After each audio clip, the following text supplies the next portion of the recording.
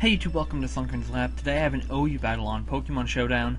I'm using a team that actually one of my subscribers sent to me a while back. His name is Moonlight Earth. I forget, he has some numbers at the end too, but I will put that in the description, of course, because this is his team, and it's a very fun team to use. If you want to use it, I'm sure that he won't mind. He freely sent them to me, so I'm assuming you can use them too. If not, I mean, it would be cool to give him credit regardless. So, yeah. So anyway, looking at my team, I have a Choice Specs Latios, a Choice Banded Guts Sleep Talk Heracross, which is so powerful. I mean, if this thing can switch in on a Breloom Spore, or even in the Moongus Spore, I mean, it's basically going to tear something a new asshole, because the thing just destroys life. And obviously, Choice Specs Latios just goes well with that, you know, being the fighting psychic combination of stab, offensive, dual attacking core, I guess you could call it that. They work well together. And then there's a Mamoswine, which is a physical attacking Stealth Rock setter. Basically, you know, it sets up Stealth Rocks and it doesn't lose much momentum, so it's a really great Pokemon. Originally, he had a Choppleberry and Jolly Nature, which is a great check to Breloom, because you can actually set up Stealth Rocks in their face and then kill it with an Ice Shard on the next turn if something else on your team is already asleep. So it is a good set. However, I decided to change it to a Life Orbed Adamant Nature, because I don't think that Breloom is a threat to this team with this Heracross around. So, you know, my opinion, obviously. So, yeah, and then he has a specially defensive Rotom Wash, you know, basic specially defensive Rotom Wash. It has Thunder Wave on it rather than Will-O-Wisp, which actually works out really well, because obviously you can see this team is relatively slow, and you'll see later my Choice Scarfer is not the fastest of the Scarfers, or his Choice Scarfer. So the Thunder Wave definitely helps out there. I fucking hate Thunder Wave, but I'm not gonna lie, it played a huge role in this battle, and it definitely has some merit on this team. And then there's a Zoroark, obviously just default Zoroark. EVs are a little bit all over the place to allow for the usage of Sucker Punch and a special attacking move pool, which is great. And then a Choice Scarfed Scizor, which I'm sure you were pretty much expecting when I said earlier that it was not the fastest Scarfer, but Choice Scarfed Scizor, great set. Originally, he made this set with Scarf, U-Turn, Bullet Punch, Superpower, and Pursuit. I actually put U-Turn, Bullet Punch, Superpower, and Iron Head, only because I think that Iron Head might have its uses in certain situations, whereas Pursuit might not be that useful on a Scarfed set. So I did make a little bit of changes for my own playing preference, but other than that, the team is really great, and it's really fun to use. I just want to give him credit for the team. Like I said, his YouTube name is Moonlight Earth, so I don't want to, you know, get too much into that. But looking at let me just get into the battle now, because I've already wasted 3 minutes talking about the team. But looking at my opponent's team, he has a Sun team. It's a threatening team. He has, obviously, the 2 Chlorophyll Sweepers, which is going to be very scary to deal with. And then he has the Heatran, which is a problem, because I really can't spam Flamethrower with Zoroark as easily as I would like to with that thing hanging around. So obviously that's going to be an issue. And obviously he has a decent defensive core going on. So basically I'm predicting him to lead straight off with his Ninetales, because I'm sure that he wants to get this Sun up ASAP. So what I'm going to do is I'm going to lead with my Scarfed Scizor, because I figure that's my best lead at the moment, because no matter what he leads with, I can go straight for the U-turn and get the hell out of there, or possibly go for another move depending on the situation. So I do end up leading straight with it. It does reveal that I'm Scarfed, which is kind of unfortunate, but it actually works out for me in the end, and you'll see why that actually works out, that he knows I'm Scarfed. But I am able to go for the U-turn right into my Rotom Wash, and Rotom Wash takes his Fire Blast extremely well, considering it's stab boosted and sun boosted. So I was really impressed by that. I usually don't run max special defense Rotom. I usually run max HP with some special defensive investment and the rest in special attack. But this Rotom actually works extremely well in this situation. He ends up going for the Energy Ball on the next turn, and once again, I take that very nicely, just as nicely as a Fire Blast for that matter, and I'm able to get the Volt Switch off and go into the Latios. Now here, I could have gone for the Draco Meteor, but what I did not want, the last thing I wanted, is to give him a free switch into his Venusaur, which would have been a real pain in the ass, because Venusaur is always a big threat, and I decided that I did not want to give that thing a free switch on a -2 Draco. So I'm going to go, you know, obviously with Scizor, take out that Ninetales, which is probably his best play in the situation, and I'm able to get the free switch into my Rotom Wash on this Porygon 2 as he goes through the Ice Beam. So I'm going to go for the Thunder Wave this turn, and I know what you might be thinking, like, why the hell would I Thunder Wave a Porygon 2?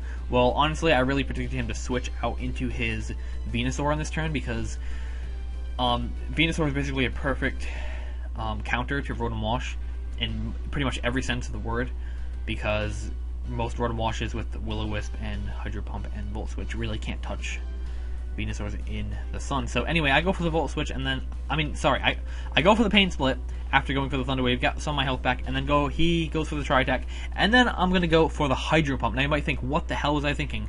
Going for the Hydro Pump in the sun on a Pokemon that's not even to it. Well, I did not want to switch out. I wanted to start wearing down that Porygon a little bit, but I did not want to switch out. So what I ended up doing is going for the Hydro Pump, and it actually works out really well for me, because I'm able to stay in with my Rotom Wash, get the Thunder Wave off. He most likely predicted me to switch, and I'm able to Thunder Wave this thing right off the bat, which is great. Now, unfortunately, on this turn, I'm going to have to switch. I decided to go for the Volt Switch rather than just straight switching, so that I could get a free switch into my Latios here. And, Latios is not really going to enjoy taking a +2 stab Giga Drain, especially with a Life Orb boost, but it takes it okay, I guess, and I'm able to go for the Draco Meteor. The reason why I went for the Draco rather than the Psyshock is because I thought he might want to switch out into his Heatran, and Draco would have done more, so that's why I went for the Draco there rather than a Psyshock. But anyway, at this point, he does get basically free switch into a Sawsbuck. I know he's going to be faster than me because I'm not, like I said earlier, I'm Specs, so I can't really stay in.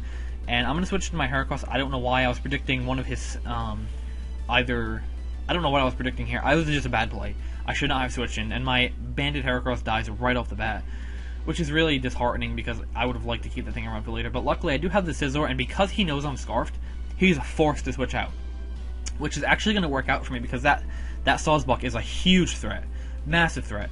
And anybody who's faced a Sawsbuck before, you should really count that thing as a threat as soon as you see it. But anyway, he goes into his Heatran on the predicted U-turn, and I'm able to U-turn now into my Mamoswine, and I'm going to go straight for the Earthquake. I don't want this thing possibly setting up on me, or setting up a sub, or setting up his Stealth Rocks if he's a Stealth Rock user. So I end up going for the Earthquake, and then he brings in his Porygon 2, hoping to probably just fodder it out, but unluckily for him, I am able to get at my Stealth Rocks on this turn, which is kind of a wasted turn for him, because obviously he didn't know I would have Stealth Rocks with the Life Orb set.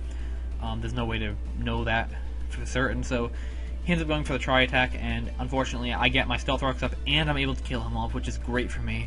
And then he brings in his Ferrothorn, and I know for a fact I can 2-hit KO Ferrothorn, so if he decides to set up hazards on me, I kill him on the next turn. If he doesn't decide to set up hazards on me, then I can bring in anything I want to kill him off. So what I end up doing is end up bringing my Zoroark in, and at this point of the battle, my Rotom Wash was my last Pokemon, I believe.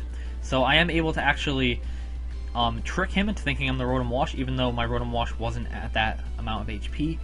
He couldn't switch into his Heatran safely because obviously he didn't want to be taking a Hydro Pump. So he does get the free switch into the Sawsbuck, though he knows at this point that I'm a Zoroark. But luckily for me, I'm able to get off a huge amount of damage with that Sucker Punch. It doesn't kill, which is kind of unfortunate, and he's going to take me out with a Horn Leech on the next turn. And like I said, it sucks that didn't get taken out with the Sucker Punch, but it's not a big deal. Obviously, when you're doing a mixed attacking set, you can't invest so heavily in one side, so it's unfortunate, but not the end of the world, because I do have the Scarfed Scizor, which is putting in work this match, and it's not necessarily killing things, but it is keeping that Sawsbuck at bay, which is exactly what I needed to do. It can do nothing else, and it's doing its job, because this is exactly what I needed to do. So I end up going for the U-turn. He switches into his Heatran to take that, obviously, and I'm going to go into my Rotom Wash now. At this point, I'm predicting him to either switch into his Sawsbuck, or, more importantly, stay in and just try to kill me off. But seeing that he has leftovers, I predicted him not to have Substitute, but he ends up having Substitute.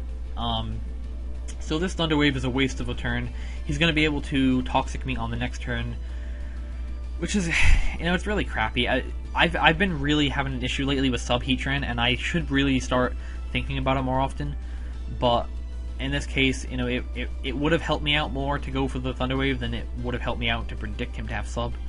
So, I guess it's kind of a risk versus reward, and I felt like the risk was worth it in this case. So anyway, a couple turns of him going for Toxic, me going for Hydro Pump, then substituting, basically trying to Toxic Stall me a little bit, and then I believe on the next turn he's going to switch out into a Sawsbuck because he's hoping that he can live a Hydro Pump and then get all of his health back, get all of those juicy health points back with a nice Horn Leech. But unfortunately for him, I'm able to go for the Hydro Pump and I don't actually take him out. But like I said, unfortunately for him, I am able to switch into my Scizor on the next turn, and he's not going to predict that, and even if he did, his Sawsbuck would still be dead, and it would still end up being game over for him.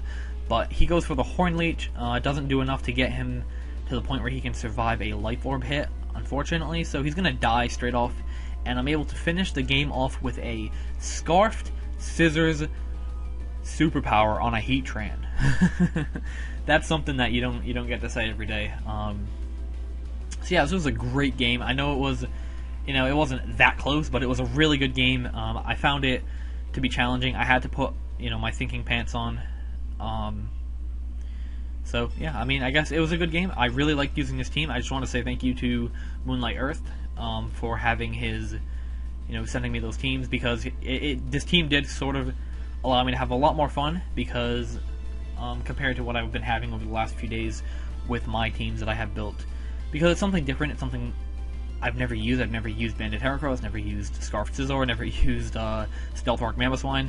And I've played Pokemon for a long time. It's just, I've always found these sets not that great when other people use them, but when I use them, if you use them correctly, they work really well. So, yeah, I just want to say thank you for letting me use your teams and being generous enough to send me them and stuff. And yeah, obviously I will link you up in the description, and he does post videos. I don't think he posts Pokemon videos just yet, but I'm sure that he will in the future. I have talked to him about that, and he has talked about Pokemon videos possible in the future, but he does do some Let's Plays and stuff, so check him out if you want. That would be cool. And other than that, I don't really have much else to say, so thank you for watching. I hope you enjoyed this battle. It was a pretty good battle, and feel free to click the buttons on your screen to go to the previous or next video. And if you want to subscribe to my channel to see more of my videos, feel free to do that as well. So, once again, thank you for watching. I hope you enjoyed, and I'll see you next time.